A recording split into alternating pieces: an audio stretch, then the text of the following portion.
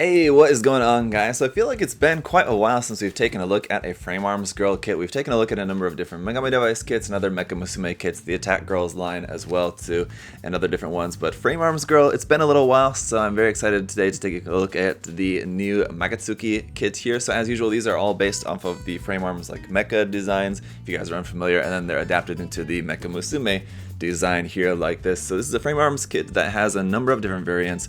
And then we've actually reviewed the Durga 2, which is one of the different variants of this.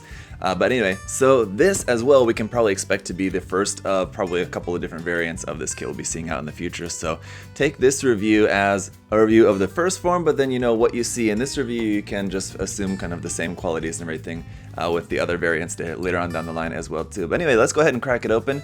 Here is the Magatsuki. So as you can tell from the Magatsuki design, it has a kind of samurai aesthetic going on there that's applied here in this dark red color. Looks very nice. It's got some beautiful box art here as usual. On the ends of the box you just got a close-up of the character's face and there's the name there. And on the sides here you got pictures of the actual painted kit there, front and back. So you can see she's got some swords up there mounted on her back. It's going to be her main weapons. And then the unarmored form there, front and back as well too. And then over here some details about the gimmick. I guess you can hold the swords on the feet too. That's pretty wild. And then there's a look at what the kid is going to look like just straight out of the box, completely unpainted.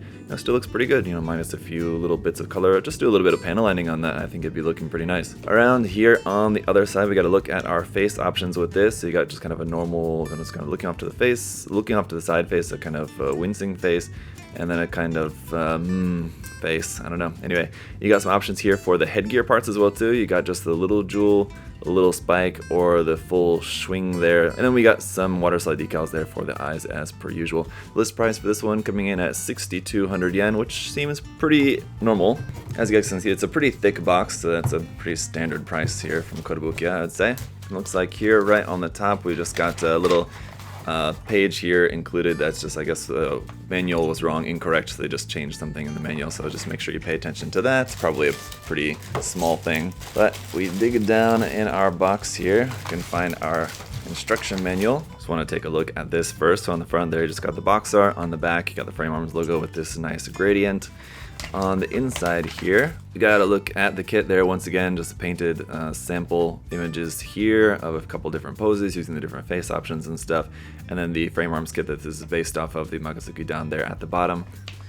The rest of this just goes into, well, there's our parts list here as well, and then the construction of everything.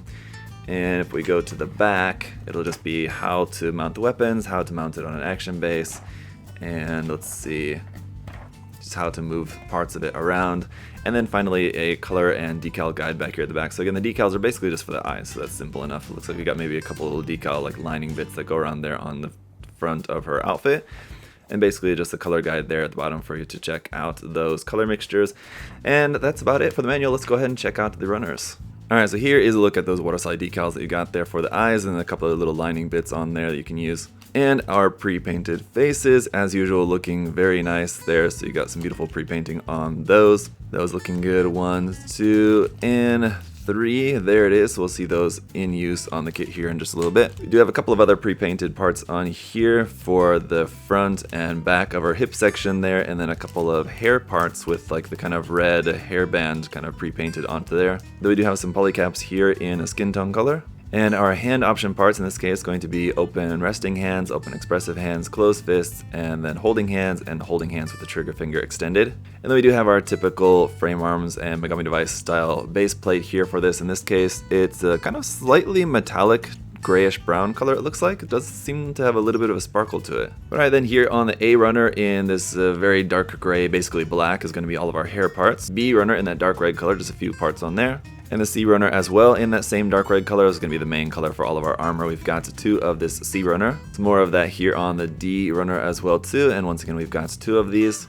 Runner E is switching it up to a couple of white parts here. And then runner F as well, a small little runner there with those headdress pieces as you can see on here in white as well. Which I gotta say is a little disappointing because based on the artwork, it seems like these should be in silver. So it's kind of a shame that this wasn't a molded silver piece, to be honest. Some more white parts here on the H runner though. We've got 2 of these.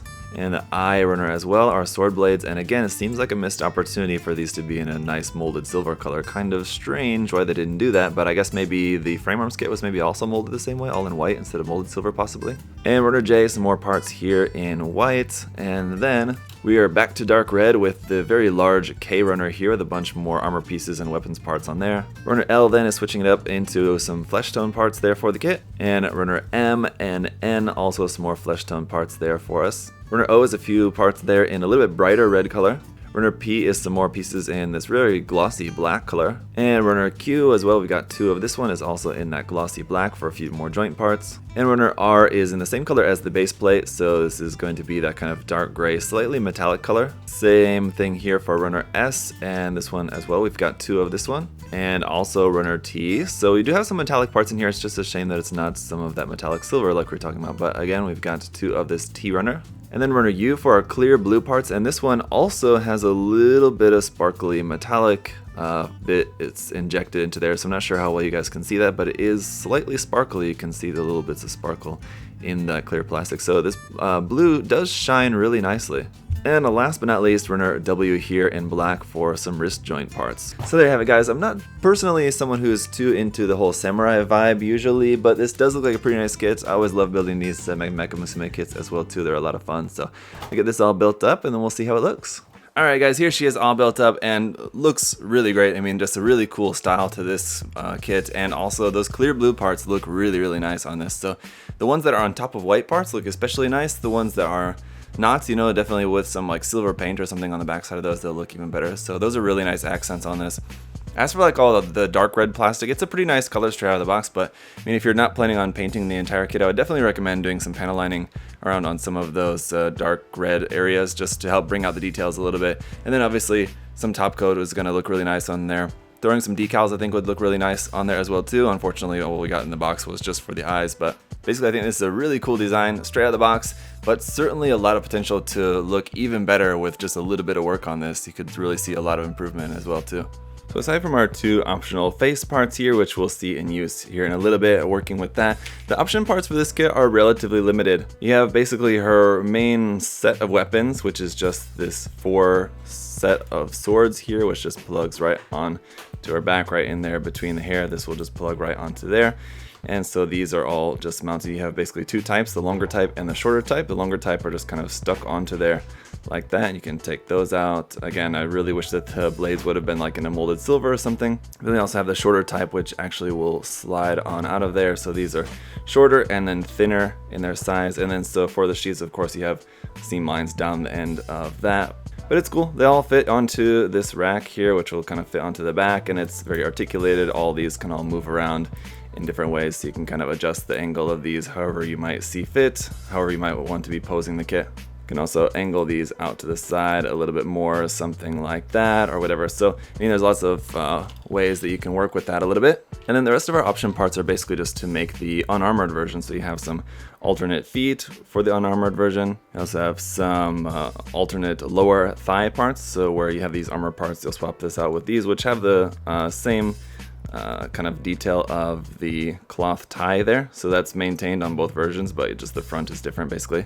You've got the unarmored chest piece here, as well as the part for the front of the waist section here as well too, that pre-printed part. And then alternate rings here for the arms. If you're not having this maroon armor there on the upper arm, you just swap this out for just this plain white ring. And some common option parts here for the thigh as well too. Between the upper and lower half of the thigh, you can put in this piece, which will give you a hard point there on the side for attaching different pieces on there. It doesn't fit on there with the armor on, but if you're having the armor off orientation, then you can use this piece.